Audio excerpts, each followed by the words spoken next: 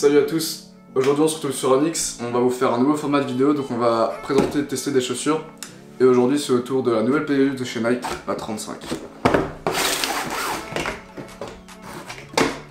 Voilà la bête.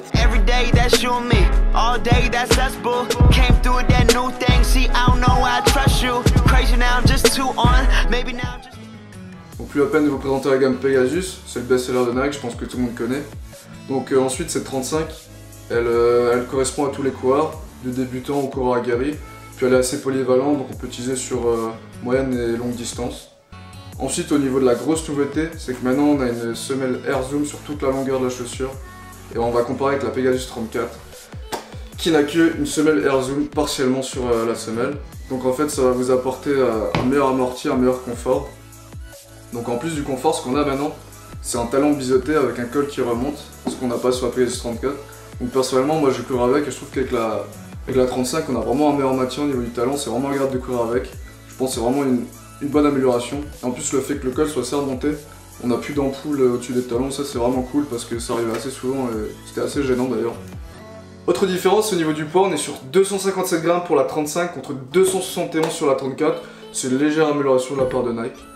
Après au niveau du drop, on est sur du 10 mm, ce qui reste inchangé par rapport à la Pegasus 34. Donc là c'était la partie théorique, on va passer à la partie pratique et on va voir ce qu'il y a dans le ventre. Bon, on a fait la partie technique juste avant, du coup là on va passer à la partie pratique. Allez, c'est parti. Donc ouais, la première fois que je courais ces chaussures, le premier truc que j'ai remarqué c'était qu'elle était vraiment confortable. Je suis vraiment bien dedans. Et comme je parlais avant dans la partie technique, ouais, c'est vraiment le talon à l'arrière qui maintient vraiment très bien. Du coup on a une foulée assez dynamique et c'est vraiment sympa. Et aussi ouais, ça c'est vraiment personnel, mais j'ai l'impression que la nouvelle semelle Nike Zoom sur toute la longueur, bah, on le ressent bien que l'amorti est présent.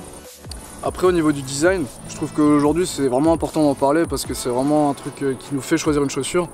Du coup pour cette Pegasus 35, moi je la trouve vraiment très belle. Je trouve qu'elle a vraiment un look assez moderne et vraiment qui est très joli. Je pourrais même l'utiliser pour la mettre en ville parce que vraiment ça me plaît vraiment.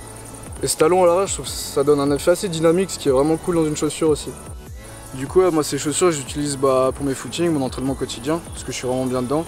Après par contre au niveau des compétitions, même si j'ai pas un niveau très élevé, je préfère quand même utiliser des Zoomfly qui sont plus adaptés. Après au niveau des points négatifs, j'en trouve pas vraiment. Vraiment on est assez content de la chaussure. Après il y a peut-être le prix qui est de 120 €, c'est un investissement, mais bon après c'est vraiment les prix du marché. Aujourd'hui une chaussure à 120 € c'est vraiment un standard.